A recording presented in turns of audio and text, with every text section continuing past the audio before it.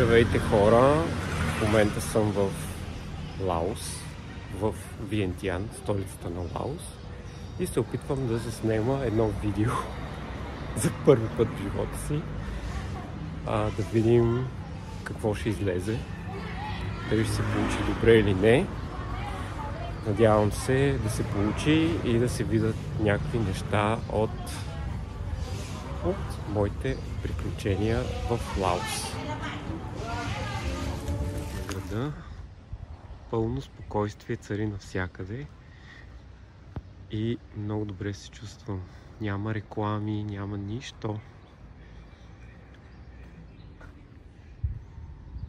Добре.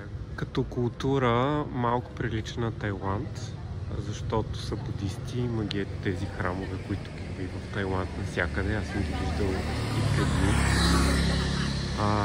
Писмеността им и езика им е като тайландския същия. Даже четох малко, че те много си приличат и могат да се разбират помежду си, както българския и македонския. Нали, с разликата, че по религия си приличат, но по държавно управление са по-скоро към Виетнам и Китай. Комунистически, социалистически, нали, не знам вече как му се казва на този режим. И тук има разни кафенца. Аз искам да отида до реката, защото от другата страна на реката, нали, е Тайланд. Искам да снимам едно видео там. Аз харесах едно кафе.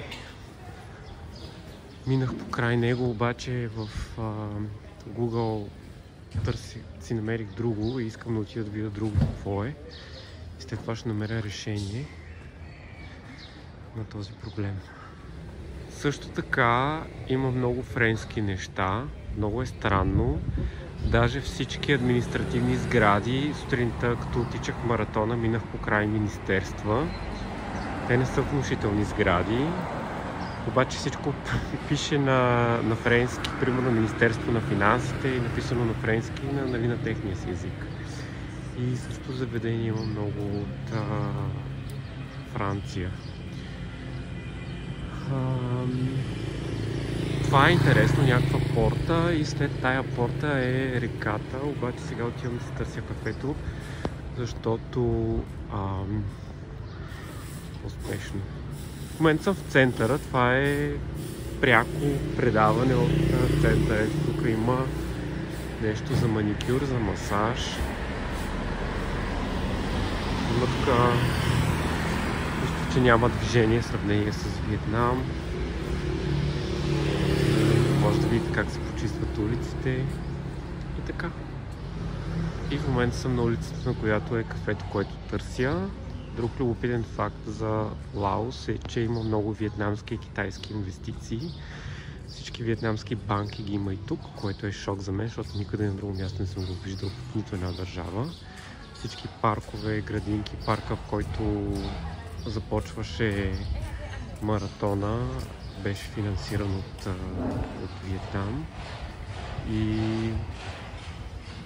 малко така бях изненадан от този факт. Това кафе си набелязах в Google, обаче ще се върна на това, което ми хареса и което минах покрай него, защото беше на слънце. Както споменах, не искам да има. Ето го кафето, което си харесах, точно от среща. Там някакви палачинки правят. Там ще прекарам 1 час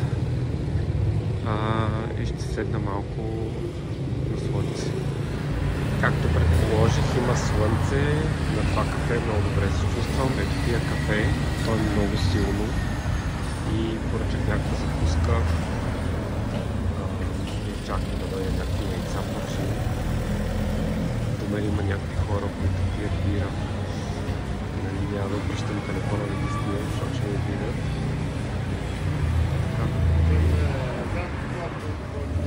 Закуската ми дойде, аз си мислех, че ще е нещо малко, то изглежда огромно.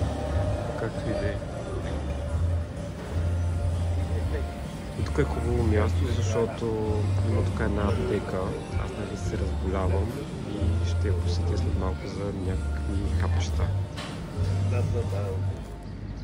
Аз понеже съм твърдо решен, че ще отида на реката Меконг на брега, за да снимам от срещния бряг. Обаче проблема е, че няма как да мина, защото има един път, има мантинела и сега ще прескачам мантинелата, защото не ми се обикаля. И така, приключенията ми в Лаос продължават. Ето, ще прескоча мантинелата. О, даже тук има символ на 38 км от маратона. Нали, тези, които са бягали 42. Това им е, нали, знака, че са направили 38 и им остават още 4. Това е работата с пресичането. Само, че и тук има разни. Тук това е по-високо, не мога да го прескоча, но там има едни и други неща, които са полезни за преодоляване.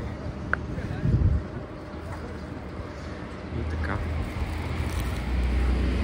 Група китайски туристи и аз снимаме река Меконг, една от най-величествените реки в Азия. И на отсрещния бряг е Тайланд. Това е граница.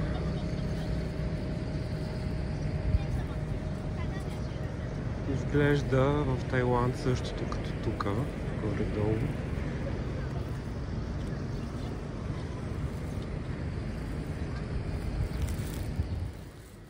От архитектурна гледна точка града предлага хубаво разнообразие от сгради. Има нови, има много текущо строителство, има стари колониални сгради от френската епоха, има религиозни сгради, будистки храмове. Интересно е. Интересен факт е, че виждам много салони за масаж, които са виетнамски. А този снощи то беше тъмно, имаше разни светлини, изглеждаше някакъв по-такъв тематичен салон за масаж. Може би с екстра, допълнителни екстри към него. Не може би, а със сигурност. Но пише на виетнамски, което е интересен факт.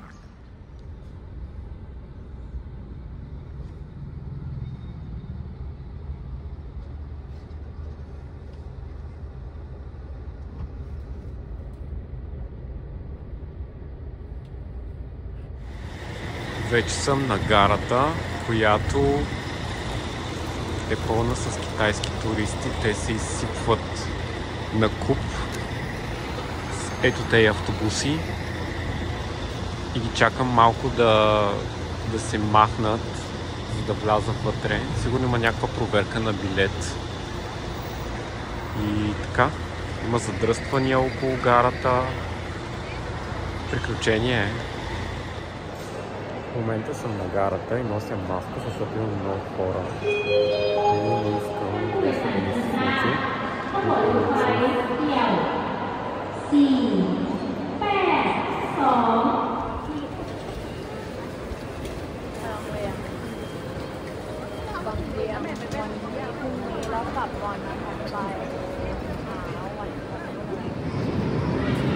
Ето го и известният влак Стрела, който е построен от Китай. Заради това има толкова много китайци, които са доста шумни. Това е седми вагон, в който аз също съм и влизам директно с вагона.